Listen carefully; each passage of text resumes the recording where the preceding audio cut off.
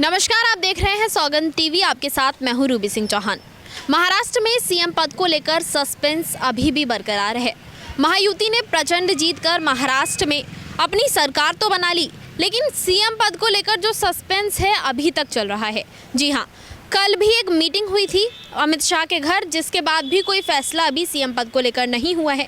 लेकिन इसके बीच एक बड़ी खबर ये आ रही है कि आज जो मीटिंग होने वाली थी, जिसमें कहा जा रहा था कि सीएम पद को लेकर जो नाम है वो फाइनल हो जाएंगे, उससे पहले एकनाथ शिंदे, पूर्व मुख्यमंत्री एकनाथ शिंदे अपने गाँव सतारा के लिए निकल गए हैं। पूर्व मुख्यमंत्री हमने इसलिए कहा क्योंकि कुछ समय पहले वो इस्तीफा दे चुके हैं, जिसके बाद अभी सीएम पद को लेकर किसी का नाम चयनित नहीं हुआ है। महायुति में 3 बड़े नाम हैं। देवेंद्र फडणवीस हो गए और उसके अलावा एकनाथ शिंदे हैं, अजीत पवार हैं। इन सब को लेकर जो है सस्पेंस है। अभी तक नाम जो है सूत्रों के मुताबिक अगर माने तो देवेंद्र फडणवीस का नाम मुख्यमंत्री पद में सबसे आगे चल रहा है। कहा जा रहा है कि देवेंद्र फडणवीस जो हैं हमारे नए मुख्यमंत्री होंगे महाराष्ट्र के। लेकिन जो सस्पेंस है वो जारी है, क्योंकि अभी तक नाम जो है महायुति की तरफ से कंफर्म नहीं हुआ है। आपको बता दें कि देवेंद्र फडणवीस का नाम जब ऐसे सामने आया, उसके बाद कहीं ना कहीं महायुति में जो है अनबन देखने को मिल रही है।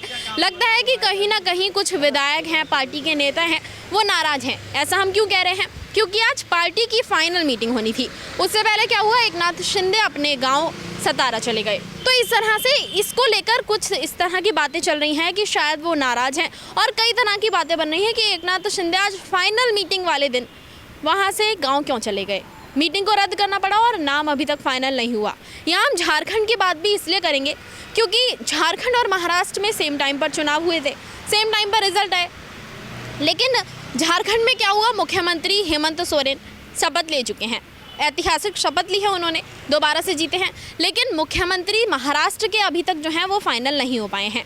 एक बात और सामने आई कि देवेंद्र फडणवीस को जब मुख्यमंत्री बनाने की बात चल रही थी, उसके बाद एकनाथ शिंदे को जब डिप्टी सीएम बनाने को कहा गया तो उन्होंने साफ मना कर दिया। उन्होंने इसके बाद अपने बेटे यानी कि श्रीकांत शिंदे का नाम दिया डिप्टी सीएम बनाने के लिए, जिसके बाद उन्हीं के शिवसेना के विधायक उनसे कुछ नाराज़ हो गए। और बात ये सामने आई कि उद्धव ठाकरे से नाराज़ होकर वो इस तरफ इसीलिए आए थे क्योंकि वो भी इस तरह की डिप्टी सीएम बनाने की बात कर रहे थे। तो श्रीकांत शिंदे डिप्टी सीएम बनेंगे, इसका भी अभी हम कुछ कंफर्म नहीं कह सकते हैं। और जिस तरह से एकनाथ शिंदे इस समय पर पार्टी की जो मेन मीटिंग थी, उस समय पे मीटिंग को रद्द करके अपने गांव चले गए हैं, इसको लेकर भी बहुत बातें करी जा रही हैं, बयानबाजी की जा रही है कि क्यों इस वक्त इतनी मेन मीटिंग के टाइम पे एकनाथ शिंदे पार्टी की मीटिंग को छोड़कर अपने गांव सतारा चले गए। ये बहुत ही बड़ा क्वेश्चन है। और एक चीज़ और, इन सभी के बीच आपको बता दें कि अगर देवेंद्र फडणवीस मुख्यमंत्री बनते हैं, सीएम पद का चेहरा होते हैं महायुति की तरफ से, तो अजीत पवार और देवेंद्र फडणवीस में बहुत अच्छी दोस्ती मानी जाती है। कहा जाता है कि वो दोनों बहुत ही परम मित्र हैं, और पहले भी जब वो सेम पार्टी के नहीं थे या फिर महायुति में नहीं थे तो इन दोनों की दोस्ती बहुत अच्छी थी, एक दूसरे के खिलाफ कभी बयानबाजी नहीं की। तो देवेंद्र फडणवीस अगर सीएम पद का चेहरा होते हैं या फिर महाराष्ट्र के सीएम होते हैं तो अजीत पवार इससे नाराज़ होंगे, ऐसा कुछ दिखाई नहीं दे रहा है। लेकिन एकनाथ शिंदे का इस तरह से मीटिंग छोड़कर जाना, मीटिंग हो ही नहीं पाई उससे पहले मीटिंग रद्द करके जाना, ये एक बहुत बड़ा क्वेश्चन उठाता है कि महायुति की जो सरकार बनी है इन तीनों के मेल से, क्या उसमें कहीं ना कहीं दरार आ सकती है। और अगले जो भी चुनाव होंगे, 2029 में विधानसभा चुनाव होंगे, क्या इसमें बहुत बड़ी दरार आ सकती है इस वक्त तक। वीडियो जर्नलिस्ट गौरव के साथ मैं रूबी सिंह चौहान, सौगंध टीवी। आप देख रहे हैं सौगंध टीवी, सौगंध वतन की।